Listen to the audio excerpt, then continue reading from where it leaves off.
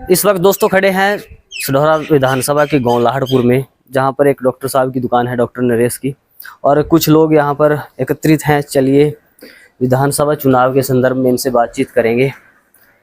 सबसे पहले तो आप ही बताएं, क्या नाम है सर आपका? सुरेंद्र कुमार। सुरेंद्र कुमार जी, बताइए आपको कि हरियाणा में विधानसभा चुनाव अब नजदीक आ चुके हैं, तो क्या लगता है किसकी सरकार आने वाली है? भाई बीजेपी क्या होगी हमारे गाँव में? आपके गाँव में नहीं, पूरे मेरे गाँव हरियाणा में क्या, हरियाणा में भी। अच्छा, ऐसा क्यों?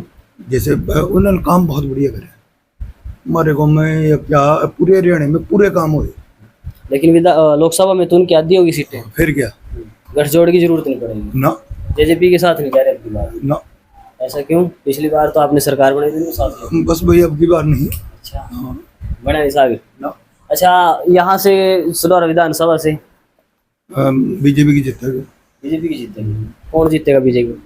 जिसको भी टिकट मिलेगी, अभी तो खिचड़ी बनी हुई है। जिसको भी टिकट मिलेगी वही जीतेगा। अच्छा, हाँ, तो मतलब कोई भी टिकट लेके आ जाए आप कोई भी टिकट लेके आ जाए, बीजेपी की वोट पड़नी यहाँ। अच्छा, चलिए डॉक्टर साहब आप बताएं।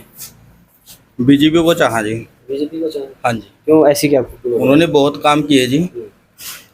पहले हमारे गांव के बहुत बुरे हाल थे, अब ये आप देख लो हमारे गांव में कितनी अच्छी गलियां बनी हुई है। सरपंच भी हमारे बीजेपी के यही रहे हैं, सुरेंद्र जैन जी। तो हमारे गांव में बिल्कुल भी बारिश पड़ जाए ना, कहीं पे भी बरान होने की जरूरत नहीं, कहीं भी कच्चा नहीं मिलेगा आपको, सब पक्का मिलेगा। अभी एक नया चेहरा आ रहा है हमारे सढौरे में, सुमन बहमनी, तो यानी वो है जिला शिक्षा अधिकारी। अभी स्कूल है आपके सामने, इतना अच्छा स्कूल बनवाए हुए हैं ना उन्होंने यमुनानगर में, बहुत अच्छे।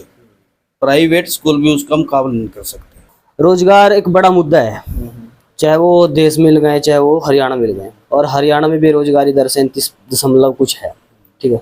तो इसको लेकर कितना बड़ा फैक्टर मानते हैं? भाई देखिए, जो पढ़ेगा उसी को नौकरी मिलेगी। आपके गांव में कितने पढ़े लिखे हैं? मेरे गांव में इतने पढ़े लिखे, नौकरी भी मिली है मेरे गांव में। इन पिछले 5-10 सालों में हाँ नौकरी? मिली है, 7-8 लड़कों को मिली है अभी नौकरी। मेरी भाई को मिली है खुद, अच्छा, बगैर पैसे के सरकारी नौकरी मिली है? हाँ। कौन से विभाग में मिली? पुलिस में भी गए हैं और ग्रुप डी में भी भर्ती हुए हैं। अच्छा, ठीक है, अलग अलग विभाग में हैं। तो मतलब बीजेपी ने नौकरी दी उनको? नौकरी दी है, रोजगार। तो इसलिए आप बीजेपी को चाहते हो? अब हम चाहते हैं, एक नया चेहरा है सुमन बहमनी, ठीक है, वो पढ़ी लिखी है, ठीक है, समस्या समझने वाली है, तो हम उनको उनको वोट दें। सुमन बहमनी जी को आप सपोर्ट कर रहे हो, ठीक है सर। आपका क्या नाम है? मेरा नाम सुरेश है जी। अच्छा, सुरेश जी। तो सुरेश जी, कैसे चल रहा है, क्या लग रहा है आपको कि हरियाणा में कौन सरकार बना रहा है? हरियाणा में तो सरकार आएगी जी बीजेपी। अच्छा, हाँ जी। बड़ा तगड़ा दावा कर रहे हो आप। नहीं, चक्कर ऐसा है ना, जिसने बहुत काम करवाया है हमारे गांव में, आप देखो बहुत अच्छा काम हुआ है, और तकरीबन यानी कि बहुत अच्छा काम कर रहे हैं जी, बस इसलिए हम तो बीजेपी। अच्छा, कितने बच्चे हैं आपके पास? मैं अनमैरिड हूँ सर। अच्छा, आप अनमैरिड हो, इत्तेफाक से आप अनमैरिड हो। हाँ जी। ठीक है, तो घर का राशन रोशन तो मिल रहा होगा आपको? हाँ, सब कुछ मिल रहा है जी। ठीक है जी। तो आप तो फिर अकेले हो, हाँ मजे ले रहे हो हमारे पास। ठीक है। चलिए। हाँ जी सर, क्या नाम है आपका? रूपचंद जी। रूपचंद जी, आपका भी रूपिया लगा? अलग ही है जी। अच्छा, तो आप बताएं, इन सब ने तो बीजेपी की सरकार बनवा दी, हाँ जी। क्यों, ऐसा क्या? ऐसा न्यू मुझे मन सब गैस सिलेंडर वगैरह मिल रहे, राशन पानी मिल जा, अच्छा, और क्या चाहिए जी? आप बोल देना कि खाना भी बना के जाया करेंगे। खाना तो बनाएगा, वो आपके पहचान लग जाएंगे, मैं जैसे उनके हाथ में आ जाएगा कुछ। अच्छा, और परिवार में कितने सदस्य आपके? हम 3 हैं जी। कौन कौन? 2 लड़कियां ब्याह जी, ये मैं कर रही हूँ। लड़का नहीं है आपके पास? लड़का है तो पर नकारा रहा। अच्छा, नकारा क्यों है वो? नकारा सर जैसे गेल ही नहीं लगता। अच्छा, गेल किस तरह नहीं लगता आपके? गेल की स्त्री में नहीं लगता पढ़ा लिखा है ना। पढ़ाया क्यों नहीं आपने? पढ़ाया तो बता रहा था, जब स्कूल में न जा, फिर हम क्या आप पढ़ कहाँ जाएंगे। अच्छा, फिर सरकार बीजेपी की देखोगे आप? हाँ जी। तो विधायक किसको चुनोगे यहाँ से? हाँ जी, बताया कि हम तो जो सुमन जोन से खड़ी हो आगे वो। अच्छा, सुमन बहमनी। हाँ जी। अच्छा, यहाँ मिली आपको, आई है कभी आपके पास? हम उसके रैली में भी गए जी, यहाँ आए भी है एक आधे बार। तो आप तो पक्के फैन हो फिर ना? हाँ जी। अच्छा, आपका क्या नाम है? मेरा सुरेंद्र कुमार है जी। सुरेंद्र कुमार, आप भी यहीं से हो? हाँ जी, लाहड़पुर से जी। लाहड़पुर से। हाँ जी। आपको क्या खासियत लगती है बीजेपी की? बीजेपी ने काम बहुत करवाया जी, जैसे पेंशनों में कोई दिक्कत नहीं आती है अब। जैसे पेंशनों वास्ते बुजुर्गों को धक्के खाने पड़ते थे पहले, हाईवे पुल 4 चफेरे गाँव के पुल हैं बड़े बड़े, बहुत काम अच्छा किया है।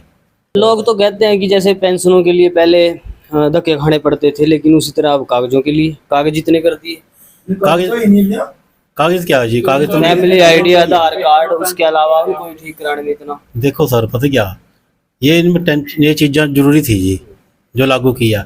इनमें कोई घोटाला नहीं होता जी, जैसे पहले घोटाला होते थे ना जिनमें भी उसका वो कर लेते थे। अच्छा, राशन देती है हरियाणा सरकार या सेंट्रल सरकार।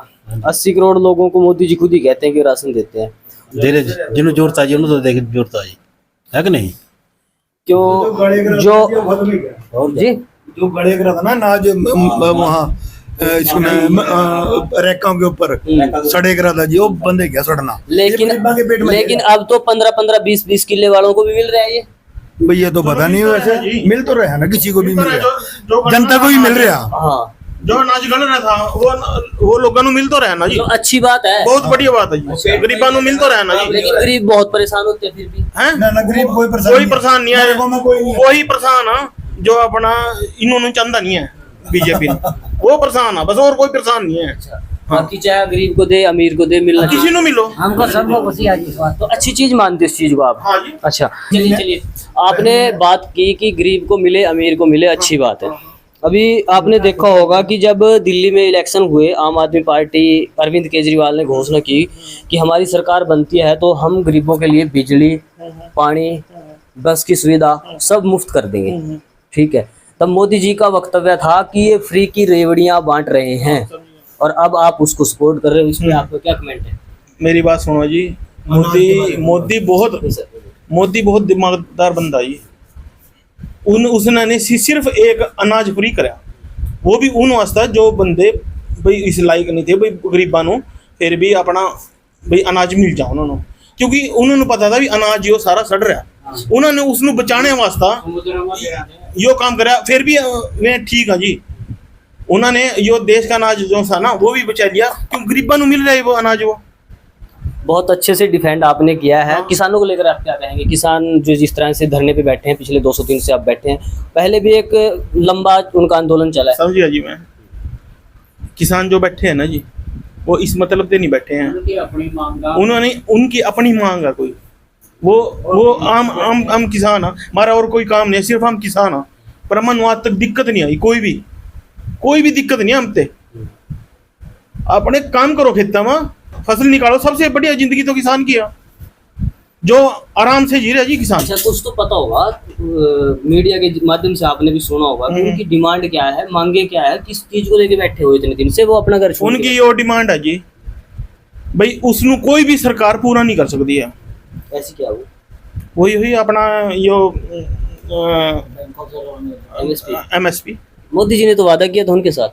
MSP वो जो सी MSP है ना जी, वो बताओ किस तरह पूरे MSP वादा किस तरह कद कराया था, मन तो पता नहीं है। जब दिल्ली में किसान आंदोलन चला हुआ था, मोदी जी ने उनके साथ बात की थी, और वो जो काले कानून वापिस थे उनको लेने की बात की थी, और उसके बाद वादा किया था कि MSP के ऊपर भी बहुत जल्दी कमेटी गठित करके इनको उनकी जो मांग है उसको पूरा कर दिया जाएगा। लेकिन उसके बाद भी क्या कांड रहे कि किसानों को फिर से 1 साल या 2 साल के बाद फिर से आंदोलन शुरू करना पड़ा, और लंबा चलता हुआ 200 दिन हो मैं गए। तो एक बात कहूंगा, सीधी बात कहूंगा जी, वो सिर्फ ये जो किसान नेता ना, कोई सी भी सरकार आ जो, इन्होंने धरने पर बैठ नहीं बैठना। वो हमारा आम किसान है, हम एक बार भी नहीं गए हैं। फर्जी किसान है जी, मैं फर्जी किसान है, मैं आज लिख कर दे रहा, चाहे मेरे पास कोई भी आ जाओ। पहला मैं किसान उसमें था कमेटी में, पर मैंने उसी दिन रिजाइन दे दिया, भाई मैं नहीं, हम पैसे इकट्ठे करे करा दे इन वास्ता, भाई हम चलो वहाँ हमारी मिल में कई बार वो कांग्रेस के टाइम में पैसे नहीं मिले कराते हैं वहाँ से, भाई बहुत दिक्कत है, हम तो वहाँ बैठे कराते उनके साथ। तो जब इन्होंने यो करा ना जी, वहाँ बैठे हैं, ये सिर्फ एक उनका ना भाई वहाँ भी सरकार नू नीचा दिखाना, और कोई मतलब नहीं है इनका, भाई बीजेपी नू नीचा दिखाना। अभी तो आप बोल रहे हैं कि किसी की भी सरकार हो उसमें धरने पे बैठे, किसी की भी सरकार हो उस टाइम बैठे कराते भाई, अपनी मांग डिमांड रखने मतलब जब आप बैठते थे तब सही था। हाँ। अब बीजेपी के राज में दूसरे बैठे हो गलत है। भाई वो दूसरी तरह से बैठे जी, हम बैठे कराते अपनी वो सोचता भाई हाँ भाई हमारे पैसे मिल पाते, पर जो एक मिनट जो से वे बैठे हैं ना जी, वे उस डिमांड वास्ते बैठे जो कभी पूरी नहीं हो सकती है। ये बात आप समझदार हैं, आप खुद रहे हैं भाई क्यों बैठे हैं, वो सबको पता क्यों बैठे हैं। चलिए, बहुत बहुत शुक्रिया दोस्तों, तमाम लोगों ने अपनी बातचीत रखी, और फिर से देखने में वही चीज़ आती है कि लोग कहीं ना कहीं जिस तरह से अगर देखा जाए नाराजगी भी है लोगों में, लेकिन यहाँ पर तमाम लोग बीजेपी के फैन हैं और पूरी तरह से समर्थन में है और पूरी तरह से सरकार को डिफेंड करते हुए नजर आए। आप देख रहे थे द निराला टीवी में आपके साथ राशिद निराला। धन्यवाद।